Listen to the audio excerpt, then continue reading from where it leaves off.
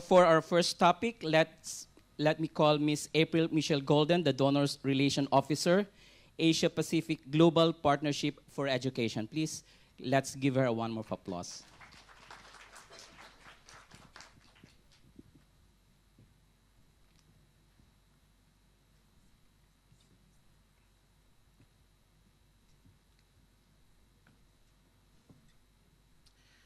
Hello and good afternoon, everyone. I was about to say this session is proving not to start very well when Mike gets a round of applause and silence for the introduction for me, but you redeemed yourself, so thank you.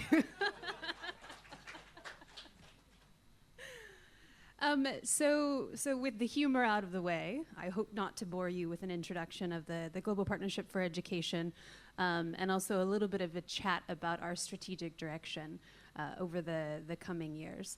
The Global Partnership for Education is not a very new organization, but we recognize that we're a growing organization, and so the organizers of this conference thought it would be helpful to give you a sense of who the GPE is, what we do, and have that as the context to then talk about where we are going forward. There's a lot of strategic planning going on right now in the context of the Sustainable Development Goals, the new education strategy moving forward. And that's really the driver of our own strategy. So sort of with holding that in mind, as I move forward, we'll have a little conversation. And as Ferdy said, at the end, I'm happy to have a chat with anyone. My email address will be at the end of the screen, and happy to dialogue this further, because I don't want this just to be a one-chance conversation. GPE is very much about a partnership, so very interested in keeping the dialogue moving forward. So just to begin,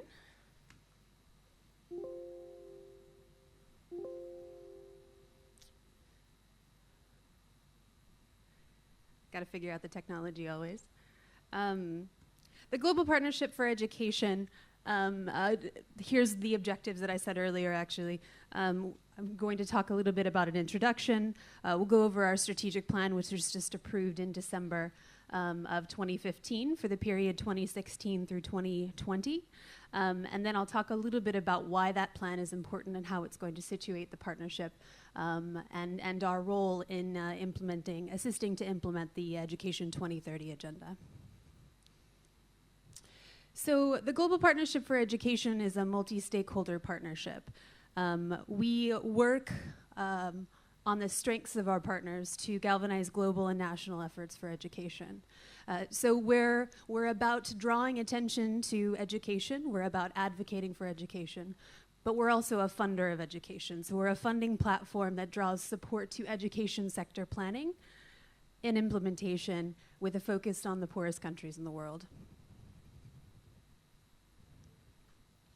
Now, you might have heard of us previously under a different name. In 2002, we were formed as the Education for All Fast Track Initiative as an immediate response to the need to fund the Education for All movement, which was agreed in 2000. Now, the EFA-FTI, as we were called then, is a little bit difficult to explain to your grandmother exactly what it is you do. So in 2011, we rebranded as the Global Partnership for Education, which was a name that truly reflected the way that the organization had grown, and truly grown into an inclusive, multi-stakeholder platform and partnership. We have an independent board that's led by the former Australian Prime Minister Julia Gillard, and our CEO is Alice Albright. Now, what's also unique, and I'm going to get to this a little bit more in a second, is that the way that we are governed is truly inclusive and representative of the entirety of the partnership. So we have board constituencies that represent all of stakeholder categories, and I'll get to exactly what those stakeholder categories are in a second. And since inception, since 2002, we've allocated around $4.3 billion, most of which has been allocated just in the past 5 years alone. So as I said earlier, the partnership is composed of a variety of stakeholder categories. We have more than 60 developing country partners. Donor partners are also included in the category. International organizations, and that includes UNESCO, UNICEF, UN bodies, CSOs and INGOs, teachers associations, and foundations in the private sector. So often we get the question, so how is the GPE? We recognize you're a funder, we recognize you're a partnership organization, but how are you different from other organizations? How are you unique? And so we've been putting together responses to this over the past several years, and we've come up with the following. So we're unique at several levels. So at the global level, what we do is we mobilize financing. We improve international coordination and draw on the strengths of a broad multi-stakeholder partnership. So we work together at global level really to draw attention to the needs of the education sector and work to advocate for increased financing for education. Financing is one of the important thrusts of our institution. And at the country level, what we really focus on is locking together informed quality education sector planning, which we help to provide support to. Improved policy dialogue and mutual accountability at country level to help implement the quality education sector plans. And effective results-focused financing. So 3 things: sector planning, policy dialogue, and results-based financing. Results-focused, sorry, not just results-based. And we provide a series of grants to support each of these 3 processes. So now that I've given you a very brief context of who we are and what we do, I want to talk to you a little bit about our strategy moving forward. So I'm just going to go over this in very highlighted form. In part because, as I said, the strategy was approved by our board in December. It's still undergoing translation and publication, so it won't be formally launched until April. And so you'll see me give a few caveats to a few of the slides later on because they're not quite finalized. These are hot off the press. So you're some of the first to actually see these things on a public basis. So you'll notice that our vision, our new vision that was agreed, is entirely aligned with with SDG 4 as an inclusive and equitable quality education and lifelong learning opportunities for all. And we did that very much on purpose to visibly show and symbolically show our support for the implementation of SDG 4. And our mission really focuses on aligning what our principles and what our focuses are in helping to implement and helping to achieve that education agenda. So we focus on mobilizing global and national efforts to contribute to the achievement of equitable quality education and learning for all through inclusive partnership, a focus on efficient and effective education systems, and increased financing for education. So you'll see all of the things that I mentioned earlier that were a part of our focus: quality, equity, efficient, effective financing, planning, are all included in our mission statement.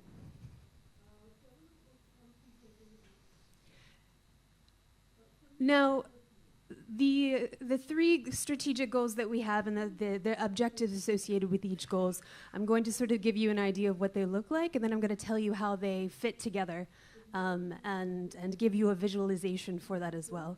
I actually started my career as a teacher, and I always thought it was helpful to give to tell my students the lesson, but then to give them a helpful visualization to be able to put the whole puzzle together. So the 3 goals look again at what our principles are. So goal 1 is improved and more equitable student learning outcomes through quality teaching and learning. And this particular goal really focuses on the question and the principle of the SDG 4 in not forgetting out-of-school children and not forgetting issues of access, but also moving towards issues of quality education and really answering the learning quality challenge. Goal 2 looks at the most marginalized children and focuses on increased equity, gender equality, and inclusion for all. And this includes, inclusion includes disability as well. And then finally, goal 3 looks at effective and efficient education systems.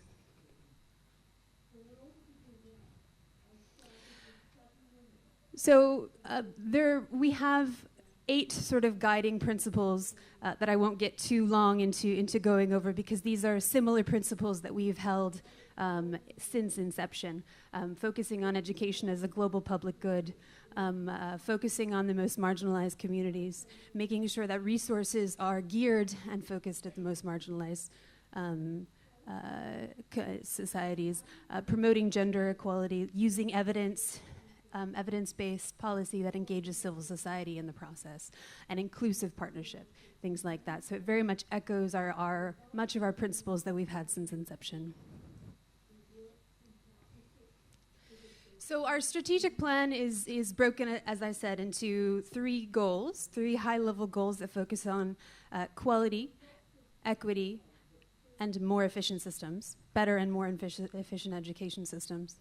And then we have a series of 5 objectives that helps to support those 3 goals. So there's 3 country-facing objectives and 2 global objectives. And I'll give you a sense of what the 3 country-level objectives are, and then go into the 2 global-level objectives. So the 3 country-level objectives really focus on improving the local education group and sector planning and policy dialogue process. So the first one looks at strengthening sector planning and policy implementation. And it includes a lot of the work that's been done the past year on strengthening the operational framework of GPE, looking at establishing minimum standards for quality education sector plans. What does it mean? What does a quality education sector plan look like? What is it composed of? Does it include reference to the most marginalized groups? Is there a budget associated with it? Is it implementable? Is it feasible? Questions like that. The second objective looks specifically at the policy dialogue process at country level through the local education group. So support for mutual accountability through effective and inclusive sector policy dialogue and monitoring. And this objective will look specifically at whether countries hold and report on joint sector monitoring activities. It'll look at the inclusivity of local education groups. Is civil society included in the local education group? Is the private sector? Is it just sort of a tokenistic inclusion, or are they actually actively participating in the policy dialogue? Because we think that helps to facilitate a transparent and more inclusive education system. And finally, the third country-level strategic objective focuses specifically on GPE financing and GPE grants. So GPE financing efficiently and effectively supports the implementation of sector plans focused on improved equity, efficiency, and learning. And you'll notice that those 3 things that we say that our grants are going to help finance are echoed in the high-level goals. It's a bit loud next door. So moving on, sort of zeroing into country level, moving out to the global level. The global level strategic objectives really talk about the global level partnership, and what we propose to do through global advocacy, global dialogue, utilizing our global platform to draw attention to education issues. So the first one looks at more and better financing. And this is not just talking about external financing, it's also looking at domestic financing and making sure that GPE grants are aligned to national systems, whether they use things like pooled funding mechanisms. And then, of course, building a stronger partnership, which is sort of an esoteric way of saying that we want to make sure that we, as a partnership at global level, are operating more effectively and better along with our partners. So this will include elements of looking at the capacity of developing country partners to participate in global level dialogue, looking at the production of knowledge products, and collaborative initiatives with other partners as well. So, of course, it's really important not just to establish goals and objectives that sort of exist in a cloud up here, but really to root those down into an implementation strategy, to be able to drive the next 4 years of the strategy. So I just want to show you, and this is the piece that's almost approved and almost final, but not quite. So we have a theory of change diagram that really explains how the goals and objectives lock into each other and support each other, and how our results framework, which will include indicators to help us measure all of these elements. Indicators that I should also reiterate are will be aligned with the SDG 4 indicators once they're finalized, of course, but very much supportive of that process. So you have at the top the 3 goals as the impact. Those are what we want to achieve, supported by the 5 objectives, the global level inputs at the bottom, financing a strong partnership, supporting the country level outputs, which are the 3 country level objectives, and leading to intermediate outcome and long-term impact. And this is just an illustration to show how all of these elements affect one another to eventually lead to improved importance, and to be able to tell us and help us evaluate whether, how, and why GPE contributes in a positive way to improving education systems. Because we have a lot of anecdotal evidence and a lot of people who tell us GPE does great things, but this is really going to help to give us the evidence to be able to say that. So, and of course, the strategic plan, and as I mentioned earlier, everybody is creating strategic plan these days. It's a good time. SDG 4 was just agreed. We all need to show how we align to that work. But we get really excited about this, not just for the sake of a new plan that's really exciting and has bright colors, but for the sake of a tool that will help enable us to show how we are going to help to implement the Education 2030 agenda and really situate ourselves in that process. So just as a final section, I wanted to talk a little bit about our role within that agenda, how that's growing, and we're really excited about helping to move this agenda forward. So GPE supports the education agenda, and as our role as one of the global education financiers, we really see that as one of our primary roles, in advocating the funding to help deliver the entirety of the agenda.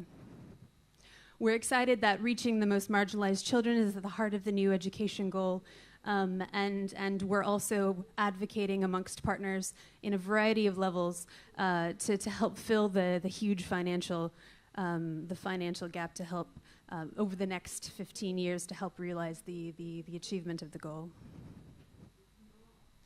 So specifically, we were named an implementing and financing partner of the Education 2030 agenda in a variety of forums, including at the World Education Forum in Incheon in May, at the Addis Ababa Action Agenda, the Financing for Development Conference, which was held in July, and also in the Framework for Action, which was agreed by member states and UNESCO in November. There's also at the global level a lot of things going on to help support the agenda, and we're supportive of the Global Financing Commission for this.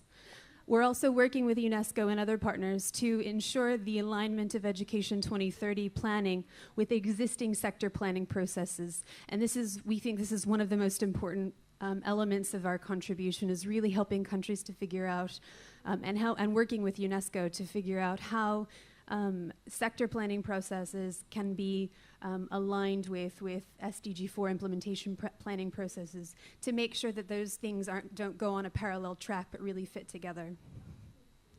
And then, of course, we work at global and national level on advocacy and communications.